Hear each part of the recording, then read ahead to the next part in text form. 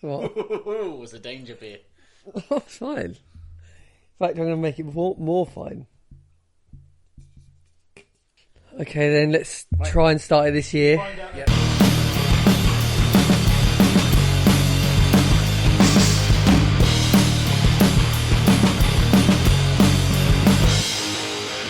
Hey there, Thronies. We're now getting into episode 2, which is... Shit, The Rogue Prince. The Rogue Prince. He just looked that up. Also, this is now our... it's called The Rogue Prince. There's an actual starting The animation changed. intro now. Well, There wasn't one. episode didn't actually have the intro music. Blood. So weird, just it being all Targaryen. You know, like just being fully. Ah, yes, the crab feeder. Wondered when What this. was mentioned at the start. We didn't talk about this. I didn't. Well, it was only Oh, kind you of know- something that was in the council, wasn't it? They were just kind of said, "There's this guy." Oh, man, that gave me the ick. But he was ill for some time. The succeeding Lord Commander, Sir Harold, would like to make haste in finding Sir Ryan's replacement. With the help of the Hand, I've invited a number of fine candidates to court. The Stepstones have now grown into a conflagration, yet you sit here and dither about court business. If you've... I want to seize the Stepstones by force and burn out this crab feeder. What reason does the crab feeder have to fear us? The king's own brother has been allowed to seize Dragonstone and... A seat at the king's table does not make you his equal. You have dragon riders, father. It isn't that simple, Rhaenyra. At least the princess has a plan. Superiority. Why don't you take the princess to see about the new King's Guard posting, Lord Commander? Let me guess who it's going to be. Is it going to be our rogue duelist in red? Dickers, what? Step forward, Sir Desmond. What are you on about? This is literally like Game of Thrones Tinder. She's going to swipe left. Literally. Oh, the queen that never was. Sir Aemon was knighted at 8 and 10. Do any of these knights have combat experience? Sir Criston Cole. Here he is. The stud. The stallion. You saw combat in the Stormlands. Dornish marches, Princess. I choose Sir Criston Cole. Let's not be too hasty. The Iron Islands. Those men are tawny knights. My father should be defended by a man who's known real combat. Of course, Princess. I feel like a lot of people get Fucking off power on. play, A lot of people get off on telling Hightower no. He's just Yeah, enjoy it. A lot of people. Yeah, but he shit talks them in the beginning. He does, but I'm just saying there's a lot of people that seem He's just trying to see through Hightower's manipulation. He tried to put her in place, and she just did it right back. The glory of old Valyria will never be seen again. 7 Hills. Oh no. Tell me, how is Rhaenyra? It will take time. It did when I lost my own mother. What if you went to her? There are times when I would rather face the Black Dread himself than mine own daughter of 15. You do not mention our talks to Rhaenyra, do you? No, Your Grace. It's only been half a year since my mother died. And already they tried to marry my father off and replace me as heir. What if your father were to remarry? He chose you for his heir. He didn't choose me, he spurned Daemon. I want him to see me as more than his little girl. Mine own father does not know the language of girls either. I'm like, who does? Kiss, Almost kiss, right. kiss, kiss. What? They're kids. I know. That's I wish to apologize for the tenor at the small council today, Your Grace. As king, it is my obligation to avoid war until such time it is unavoidable. The Queen has passed. A girl has been named heir to the Iron Throne, the first in its history. At the moment, the crown is perceived as being vulnerable. To elude a storm, you can either sail into it or around it. But you must never await its coming. Good advice. have a specific course of action? Wed our daughter, Laena. Unite the two great surviving Valyrian houses. I must admit, I haven't given marriage much thought. The realm expects you to take a new wife sooner or later, Your Grace. I did not see that coming, but Strong play. Marry your niece. That's a lot of food for 2 people. We've seen how much you eat. We should be free to speak our minds to one another. You can say whatever you'd like. You are the king. I discovered that Sir Criston was the only man among them with true battle experience. You will make a fine knight of the King's Guard. Today at small council, Paid no mind. I thought I might have had some insight. You're young. But This is our best chance to save the digit, Your Grace. The maggots will remove the dead flesh and hopefully stop the advance of the rot. Some funny old Maester magic. I held an audience earlier today. He proposed a marriage. To whom? Your Grace? The Lady Lena. Such matters must be discussed with a small council. That is what I'm doing. Presently. The king's having a go. Marry my daughter. A match with their daughter would go a long way towards sealing the breach. I do fear what Rhaenyra might think. What does it matter, Your Grace? Her mother has passed. I dearly loved my own lady wife, and to be compelled to replace her for duty's sake. But I do not envy you. He's careful not to overstep the mark, isn't he? Like, what he wanted to say was, just marry my daughter. And this is where we see how old the daughter actually is. Oh, no. What? You can see why he took some issues with it. Your Grace, it would be a great honour to join our houses. I would give you many children of pure Valyrian. You can see the panic in her eyes. Is that what your father told you to say? Literally. Toe in the company line. What did your mother tell you? That I wouldn't have to bed you until I turned 14. She's looking at her new stepmom. It bothers you, does it not? My father is a king. It is his duty to take a new wife and strengthen his line. I did not ask for a lesson in politics. I asked whether this bothers you. Lena is your daughter, Princess. Does it bother you? But I understand the order of things. I'm not sure you do. His new wife will produce new heirs, and chances are better than not that one of those will be male. And when that boy comes of age and your father has passed, the men of the realm will expect him to be heir. When I am queen, I will create a new order. Oh, I wish that could be Rhaenyra. But they bent the knee to me and called me heir to the throne. Do you remind your father's men of that as you carry their cups? Men would sooner put the realm to the torch than see a woman ascend the Iron Throne. And your father is no fool. Seems the realm wants for a new queen. A good and kind queen will give comfort to your subjects.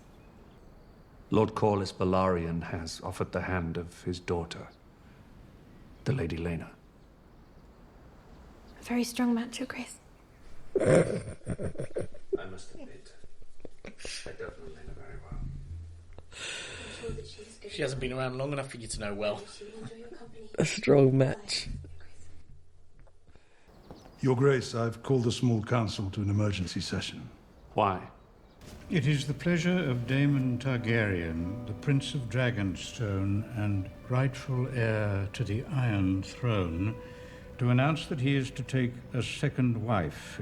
Her Grace is with child and is to have a dragon's egg placed in the babe's cradle. Who is Lady Mysaria? We believe... Daemon's whore. My brother wishes to provoke me. I will go to Dragonstone and drag Daemon back to face justice Your myself. Grace. My apologies, Your Grace, but I cannot allow it. Is Dragonstone where all the dragon eggs are sort of kept or produced, or the dragons are... No, I think they have a pit where they have the egg stuff. That's why Daemon has kind of snuck into the pit to steal the egg. Dragonstone is like, if I remember rightly, it's sort of like a key point of military interest. Yeah. Yeah, it's just weird because it's... No, it's not actually, now that I think about it. He seized it, but it's still under Targaryen control. Yeah. So it's sort of like he's just gone, okay, I'm going to move in there. So that's why they're not initially going after him. But now that he's he's stolen the egg of the son who just died. So. Oh right, yes. Yeah. So heady. No. I feel like the guy I put on the death watch might be dying quicker than I thought. Cole. So cold. Coltrane, yeah. Coltrane. Coltrane. I do remember seeing that shot of Dragonstone, but I don't remember seeing the entrance like that. Yeah, it's where Daenerys took up. Yeah. Yeah, and before her it was Thingy Baratheon, his older brother. Stannis Baratheon. Yeah. They're fucking idiots. Welcome to Dragonstone, Otto. Your occupation of this island is at an end. And leave Dragonstone by order of His Grace King Viserys. Where is the king? I don't see him. Are you so desperate for the king's attention that you've resorted to skulking about like a common cutpurse? Lady Mysaria is to be my wife. This is an abomination. With every breath you soil your name, your house, and your brother's reign. You've come for the egg. Here it is. Are you mad?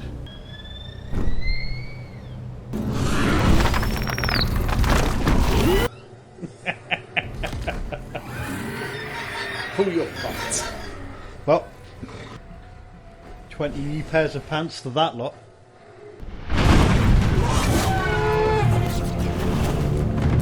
I suppose the question I haven't asked yet is: do the dragons get on with each other? They're just loyal to their masters. I think they're just loyal to their masters on the most part. What are you doing here, Princess? Preventing bloodshed. Take care not to startle Syrax, my lords. She's rather protective of me. I'm right here, Uncle. The object of your ire. If you wish to be restored as heir, you'll need to kill me.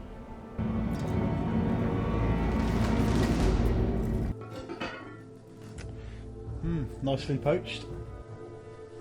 It's like you can take the long way around. Yeah. It's like the. That was very mic drop, and I'm out. Like, I'll see you in 2 days. Yeah. Oh, I remember Dragonstone because this is where they all sat around the table and planned. Yeah. You announced that we were to be wed? On the morrow. You swore to protect me, Daemon. Dragonstone is quite secure. His men might not put the prince's head on a spike, but what would they do with the commoner he claims he's taken to wife and maid with child? I have come looking for an unencumbered opinion. Ever since my name was read by the Archmaesters at the Great Council, I have felt Corlys Velarion's envious gaze staring at me. Laena Velaryon.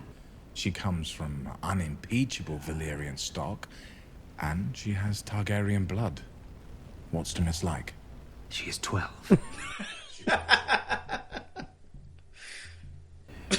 I never asked to remarry. It's what we call an investment. Long-term investment. That's what we call. She's on the. It's like investing in the S&P 500. What if I was to reject Lord Corlys? Just give it time. He would not be like to take it well. I fear nothing short of a direct line to the Iron Throne will satisfy him. The Sea Snake has made a calculated reach, fair play for a man of his position. You should wed Laena Velaryon, Your Grace. Sate Lord Corlys and fix him at your side. The princess has returned from Dragonstone. Dragonstone? She left.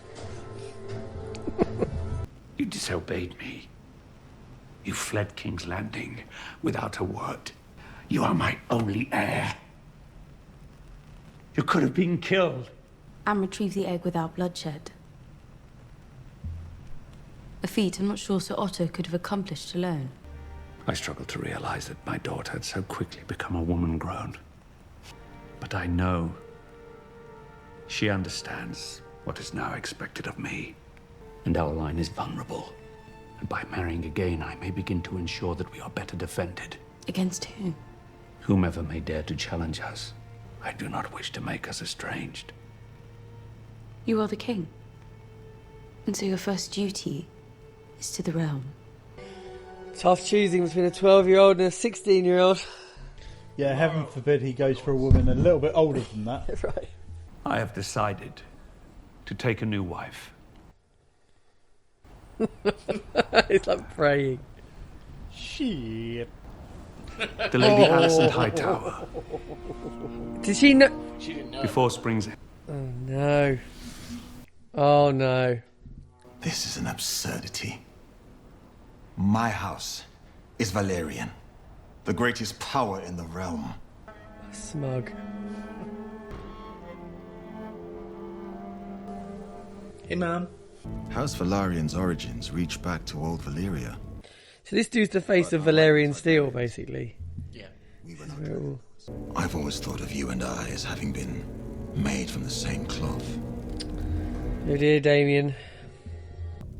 Did you call me to Driftmark to remind me of my low standing, Lord Corlys? Or was there some other reason? You've heard of the troubles in the Stepstones? It's to the crabs. I've been petitioning the king to send my navy into the territory. It was never my brother's strongest trait. What? Being king. I will not have Driftmark beggared while our king idles himself with feasts. I will speak of my brother as I wish. You will not. We are the realm's second sons, Daemon. I like that. Our worth is not given. Nice. Thoughts and feelings on that one? Ew. Sorry, I can't. You want to start there? I can't get over like the fact that they use so like she's 12, and I looked at her, I was like, no, she's 9. Like they just the yeah, it's like, oh, she'll grow into it. It's like, no, she won't grow into anything. That's gross. Somewhat slightly worse than them. Like, just no good part about this. But slightly worse than the fact that they were saying to the king, "So you're going to take this child as your wife." I think worse was the fact the girl was like being given these lines to say back to him, like from her own parents, like, "Don't forget to tell him about these things." Yeah, it's like I feel I can't remember if it is the case, but I'm like, okay, so the big there's like a big shocking thing. So there was the cesarean in the first one, and then they've got this clearly in the middle of it all. But yeah, that's the thing that made me go, ugh. But overall, yeah, it is a really good episode. I feel like it had less movement in terms of what the first episode covered. This one was a lot less, but at the same time, it was more narrow. But at the same time, there's still a lot that was moving in that very narrow space. The big dominating point being the king and his nuptials, and all of the power that's moving around it to see that happen. And it's almost like, towards because she was watching him with the young girl thinking, oh, that's who he's going to marry. So she, in her mind, she could logically put that together and say, oh, he has to marry her for the good of the realm. She's not actually aware that her best friend is also courting the dad in secret, because she is, at the instructions of her father. So it's kind of, you see that betrayal at the end, and it's sort of like, oh, double betrayal, dun dun dun, and that's what pretty much the whole episode felt like it was leading up to. Rich? What, high tower, high power? Yeah. It did feel like, with everyone throwing their daughters at the king, it did feel like a beauty pageant gone wrong. It was just like lots of people trying to muster their way into the, into the throne. But ultimately the episode was more political, and it just left everything divided. Like, whereas they had this small council, now that council's starting to break apart. Obviously, the cliffhanger is the union between Daemon Targaryen and what's the other guy called? Daemon and Valerian. Yeah. The guy from Valerian. Valerius. Is it Valerius? No. Yeah. I know who you mean. It starts with a C or something. Corlys. Corlys. Yeah. We get there. Yeah. We remember the name. So that was very interesting. You get a little snippet of the crab feeder. This crab. Find out what's going on with him. Looks like an extra for Pirates of the Caribbean, but Yeah, so we'll see what's happening. I mean, obviously, the next few episodes we might get some sort of fight. And there's a great scene with the two dragons and the two groups matching up. That's pretty cool. I will say the thing that, just because you mentioned it from last episode, the thing I noted this episode, less about Daemon's armour and the costume design, but it was more about, because he had his badass moments in the first episode, and now for Rhaenyra's, it was when she got off her dragon. I actually... Her costume is good. Coming out. Her costume, literally, I've written down, awesome dress. Yeah, that black dress with the scales on the shoulders. Very good. And I was like, you know what? Actually... And that was during her badass moment where you've got these two opposing forces and she just rides in on the dragon, gets off, everyone bows to her, and she basically goes in and goes, give me my fucking egg. Yeah. And I was like, that whole scene. It's great, it was great. And I also picked up on that. Like, I instantly knew that's pretty cool. But what's instantly for me, I was like, it took Daenerys 7 seasons to look like that. Yeah, to look and that cool. This in this age, just a standard Targaryen coming of age is already like that. I mean, she already owns that power. I think that was 2 badass moments I would like to point out, because the first one was that one, but the second one was actually where, I said about Otto, trying to put her in her place. Yeah, and then she went and put him in his place because he was saying that as a part of his own schemings and I'm going to arrange this how I like. She's suggestible to me, and she was like, nope, and just fucking cut him off and walked out the room. She just completely destroyed him twice. And it sort of, I think that he's making his own power play. She's establishing hers, all the while she's undermining him. I also it's interesting that they established at the start of the episode 6 months has passed as well. So from episode 1 to episode 2, there's been a 6-month gap in proceedings, which is kind of interesting. You got because they don't necessarily tell you. You've just got to sort of hear it in the detail and be like, oh, hold on a sec, time has passed. And visually, it's so in the first episode where you saw the king having that little scab on his back. Now they've gone to the finger. Yeah, and right. That roast scene with the maggots, but it's sort of it's just enough to kind of because they're low key hinting at at the king and his gradual demise, and it's just sort of little bits of time here. And I think that's good because otherwise you'll be sitting there going, how long is it? You don't actually know. How long did it take Otto to get back? And more importantly, he knew because she had left, but it's sort of you need to have something that checks that, because this is not a fast moving world. Things take a long time to move. So, but I did like that. I thought that was really cool. And just little things with the finger and I also think that this episode gave us in the conversation between Rhaenyra and her aunt. Is it Corlys' wife? Well, I felt like that gave us the series mission statement, or what the whole overarching theme of everything was, because there was that line from her where she said, men sooner put the realm to the torch than see a woman ascend to the Iron Throne. And I was like, that there is, in effect, what they're kind of building us to, isn't it? Yeah, not necessarily a fictional statement either. I think we see that mirrored in our own world, don't we? But it's I thought that was really poignant, because that's exactly what they're trying to do.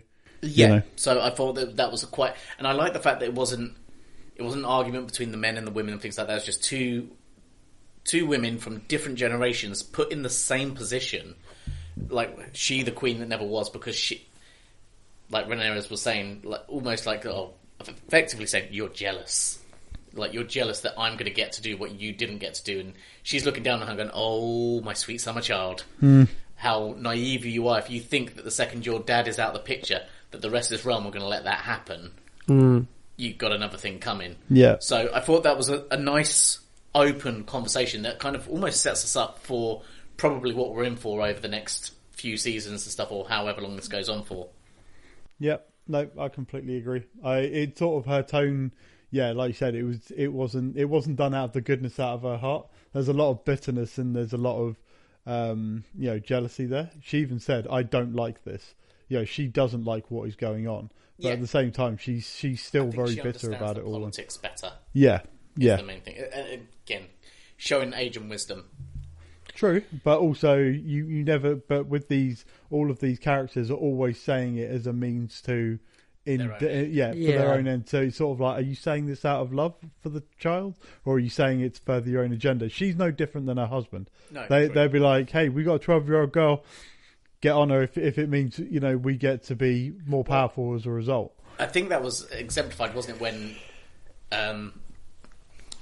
Viserys even asked her, like, what did your dad tell you to say that? Or what did your mum say? And it wasn't like good advice or anything. Mum just said, I don't have to do anything till 14. I was like, great advice there. So, to your point, even though she doesn't like what's going on, she's still like, the only advice she has to give is, I'm still pushing you to do this, even though I'm your mum. Yeah. Just, here you go, at least you don't have to do it till this point. Their power hunger overrides their, they only see power, as theirs to hold. They don't, before we get on to Daemon and Corlys, one last little bit that I did have, which I've noticed from the first episode into this episode, because there's like two events there now. One, poor old Viserys then had to choose between his son and his wife in the first episode, and now in this episode again, everyone's now on it 6 months later, and they're just like, so which child are you going to bang now? Like, when do you do all this? And I was like,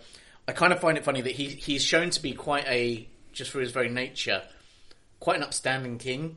Like, he's good natured. He's not. Yeah. He, like he said in this episode, like you should do everything to try to negate war before you go to war. You should do anything else first. So he's clearly got ethics. Yeah. And it feels like every episode, people are trying to erode away his ethics every step of the way. Yeah. And make him make these decisions. Yeah, I mean, he's the reason why the first episode I was like, maybe I've got the Targaryens wrong. Like, maybe this is how they originally stood. This is what they stood for before things started getting messy. And you're right. I mean, he's an upstanding king, but it's obviously tough to be the king, and he's being tested literally every episode, which is what I like when he says to like his daughter, goes, "This is not easy." Like, you can see that it's maybe at some point he's gonna break. I don't know. His character will change, but we'll see. Yeah, I think there's like two things, because it's like you think back to the first season of Game of Thrones, where Cersei Lannister says to Ned Stark, "This is the Game of Thrones. You play or you die." And it's kind of and then in this episode you have Daemon saying, "That's one of my brother's faults," and he said, "What is?" And he says, "Being king." Yeah. And he basically says that he's not a good king because it's sort of because he's too nice. He won't face ugly truths. He won't make the hard call. There is a thing to be said even in today's world that being decisive, and making that decision quickly is that just because if you do something quickly and you snuff it out with brute force, some people would say that you're being a firm leader, you're taking initiative, you're being but somebody else would be like, too quick, fast to anger, very violent. It's just like, well, you're never going to be right. And the colour is always against him.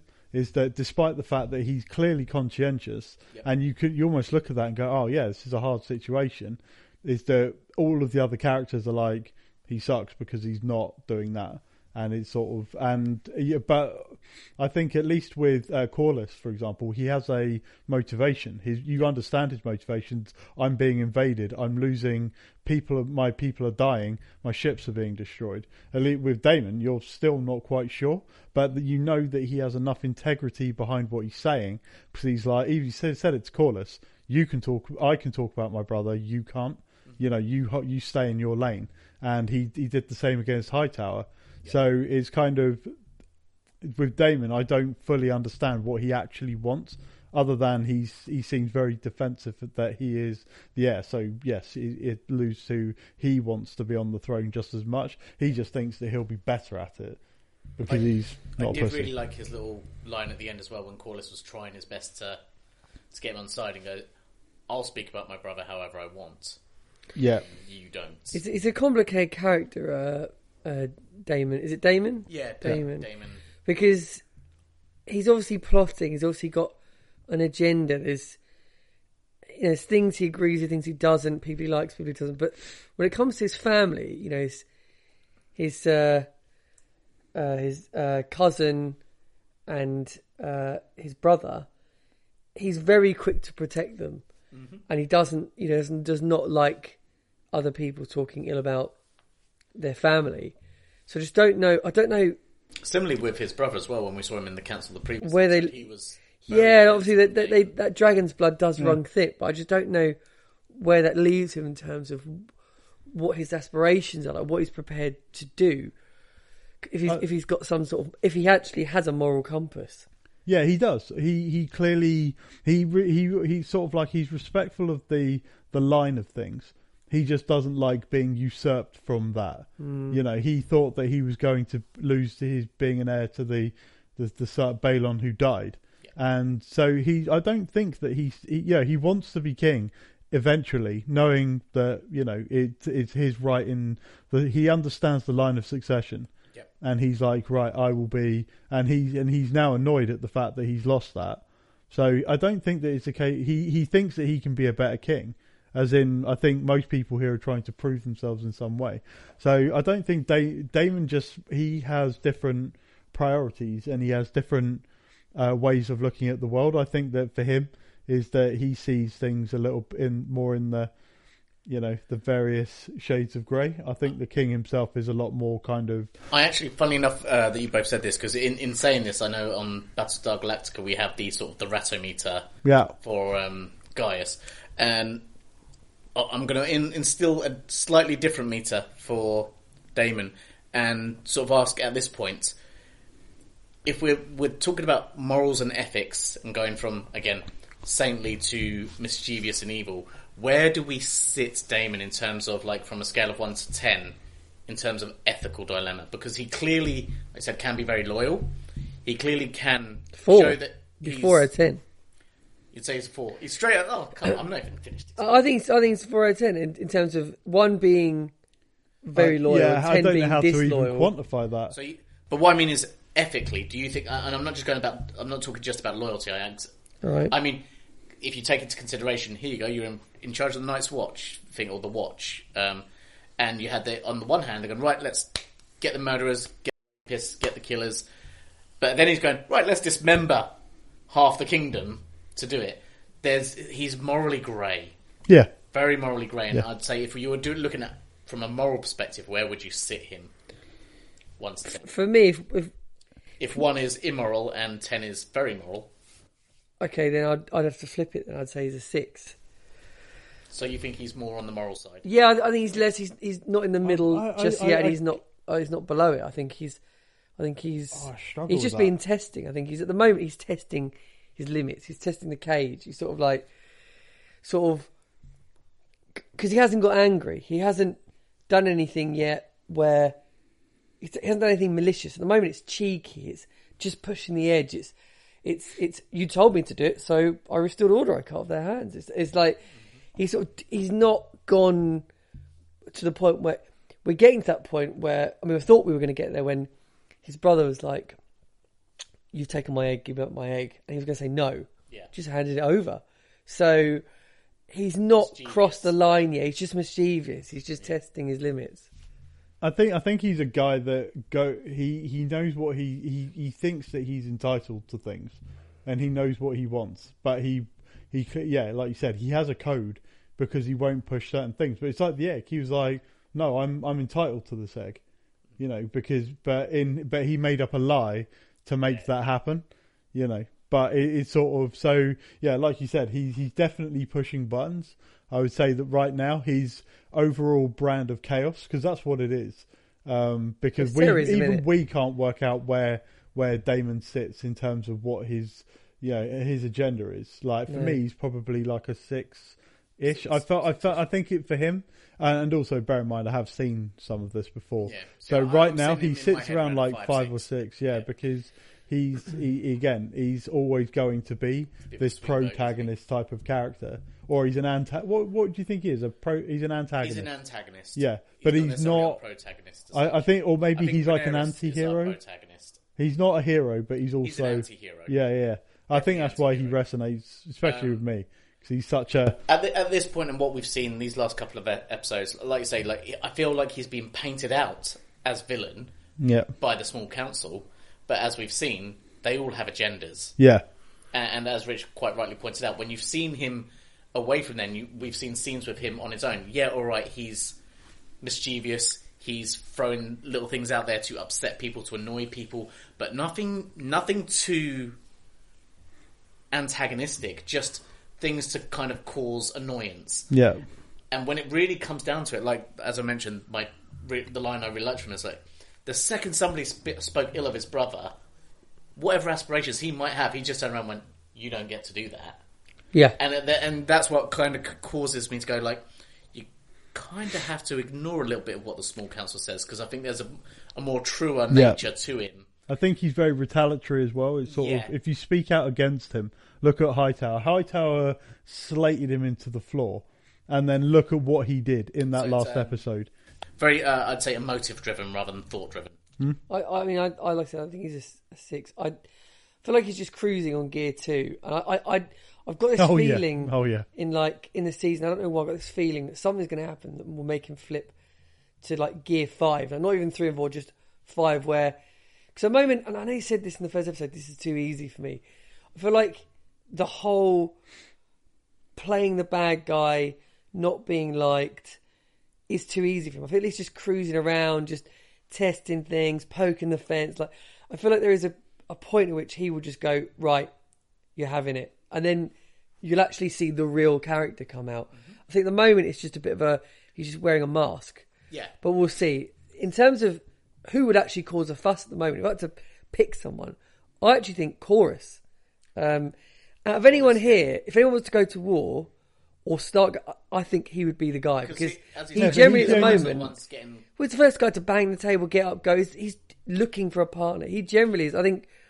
But he's motivated. He's motivated. So. Nobody else is. I think Damon would just go, yeah, I'll leave this one. You know, I'll sit this one out. I think Corus would, if there was going to be bloodshed, I think he would cause it first. I don't think Damon would try and dissuade him like other people have. But I'm saying that I don't think Damon would just plod, plough straight into war like Corus will at the moment. I think he's on the cusp of war. So moving on to the Death Note. So last episode, you made a prediction for Sir Cole, who we thought might have come to his end today, and funnily enough, also for Otto, who were both on that bridge. So if it wasn't, so if it wasn't for Rhaenyra, you might have had that prediction come incredible. Are they still on your prediction They're list? both still on there, but I'm going to add Corus Valerian on there. Cool. Yeah. Corlys gets added to the Death Note. Is that your final answer? That's it. I'm being very clinical. There is one that I'm surprised you haven't added yet. Okay, which is glaringly obvious. Who? The King. Were you nodding to me, or are you saying yes? Keep going. What? No, you just said it. The King. So you're saying that he should add Viserys to it? I'm just sort of, because I know that there's somewhere we're like, oh, he looks like he might die. No, I mean, where we're getting the visual. Okay, but he. Okay, so the guy literally is having his finger rot away. I haven't added him to this because I think it's inevitable he's going to die. I mean, that's literally the story built. So you're around saying it's a given. I wasn't sure if I'm allowed to put it, because it's like the story has to go that way, doesn't it? It's like the Death Note is somebody who's going to die gruesomely he's literally no. Viserys, the whole thing with Viserys isn't about whether or not he's going to die or not. It's about, do you think he's going to die by the end of season 1, or do you think he's going to survive the first season? He's definitely dying in season 1. Right. Yeah, I mean, I just feel like the story's built around that. Maybe I didn't make that vocal enough. No. Because I know you're. I was sitting there like thinking. Because I know you're bang on with that. Like I didn't say this obviously, but like if we're counting bodies, yeah, he's going. But yeah, I feel like just by getting engrossed in these 2 episodes, it's obvious the story's built around him, and what you said about him slowly deteriorating. I feel like the Death Note is also hard to do at the moment as well, because the realistically, idea of making predictions is the fun. Well, no. All I'm saying is that compared to Game of Thrones, you are dealing with a smaller character pool. Yeah, definitely. And Well, as the factions build out, It's a growing character pool. That's why we do it every episode. Yeah. It's a grower, not a shower.